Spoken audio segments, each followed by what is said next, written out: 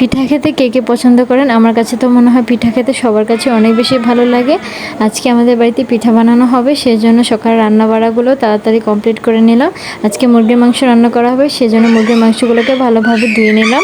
ধুয়ে নেওয়ার পর এর মধ্যে আদা রসুন বাটা, জিরে বাটা, হলুদ মরিচের গুঁড়ো, ধনিয়ার গুঁড়া, গরম মশলার গুঁড়ো, পেঁয়াজ কুচি, লবণ এবং পরিমাণ মতো তেল দিয়ে মশলার সাথে মুরগির মাংসটাকে ভালোভাবে মাখিয়ে রেখে দিতে হবে। আপনারা চাইলে এটা 1 থেকে 1.5 ঘন্টা বা 2 ঘন্টা পরিমাণ মতো মাখিয়ে রেখে দিতে পারবেন।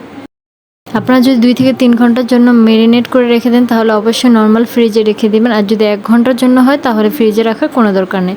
আমার মাখানো হয়ে গিয়েছে, তাই আমি এটাকে একটা ঢাকনা দিয়ে ঢেকে এক সাইড করে রেখে দেবো। 1 ঘন্টা পরে আমি এটা চুলায় বসিয়ে দেবো। অল্প আঁচে মশলার সাথে মুরগির মাংসটাকে ভালোভাবে কষিয়ে নেব। কষানো যখন এরকম হয়ে যাবে তখন এর মধ্যে আলু এবং কাঁচামরিচ অ্যাড করে দেব। আলু ও কাঁচামরিচ দেওয়ার পর মশলার সাথে এগুলোকে কিছুক্ষণ সময় ধরে কষিয়ে নেব, তারপর ঝোলের পানি দিয়ে দেব। পানি শুকিয়ে গেলে পরিমাণ মতো মাংসটা সেদ্ধ হয়ে গেলে নামিয়ে ফেলবো। হয়ে গিয়েছে আমাদের মুরগির মাংস রান্না। এখন দুপুরে খাওয়া দাওয়ার পর শুরু করে দিলাম পিঠে বানানোর প্রস্তুতি। আমরা এখানে 3 কেজি পরিমাণ দুধ নিয়েছি। 3 কেজি পরিমাণ দুধকে জাল করে শুকিয়ে 2 কেজি পরিমাণ বানিয়েছি, তারও একটু কম হবে। এগুলো ভালোভাবে জাল করে নেওয়ার পর গরম মশলা, এলাচি, তেজপাতা দিয়ে কিছুক্ষণ জাল করে নিব। তারপর এর মধ্যে খেজুরের মিঠাই ছিল বাড়িতে, সেগুলো দিয়ে দিলাম। সেগুলো দিয়ে কিছুক্ষণ জাল করে নেব। জাল করে নেওয়ার পর সুজি, নর্মাল যে সুজির প্যাকেট আছে সেই সুজিগুলোকে সামান্য পরিমাণ ভেজে এর মধ্যে দিয়ে দেব।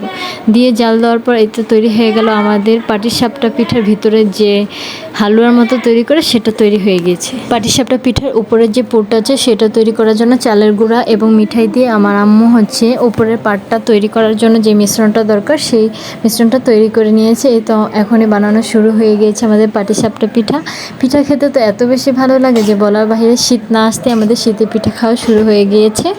আর সব ধরনের পিঠার থেকে পাটিসাপটা পিঠার স্বাদই আলাদা। আমার কাছে তো পাটিসাপটা পিঠা অনেক বেশি পছন্দের। আগে তো অনেক রকমের পিঠা খেতাম, এখন আর সেই তেমনভাবে অনেক রকমের পিঠা বানানো হয় না। আর সব ধরনের পিঠা খেতে ভালোও লাগে না। আর এই শীতের পিঠাগুলো তো শীত নামে পরিচিত, আসলে শীতের দিনে তো আর বানানো হয় না, গরমের দিনে বানানো শুরু হয়ে গিয়েছে। আর শীতের দিনে থেকে আমার মনে হয় গরমের দিনে পাটিসাপটা পিঠাটা খেতে অনেক বেশি ভালো লাগে, কারণ শীতের মধ্যে কোনো কিছুই ভালো লাগে না। পাটিসাপটা পিঠা বানানো হয়ে গিয়েছে। এখন তেলের পিঠা বানানো হবে, যেটাকে অনেকে পোয়া পিঠাও বলে থাকে। আমার কাছে তো 2টা পিঠার মধ্যে পাটিসাপটা পিঠা অনেক বেশি ভালো লাগে, সেজন্য আমি পাটিসাপটা পিঠাটা খেয়ে নিলাম। আর যার যার পাটিসাপটা পিঠা পছন্দ সবাই কমেন্ট করে বলে যাবেন।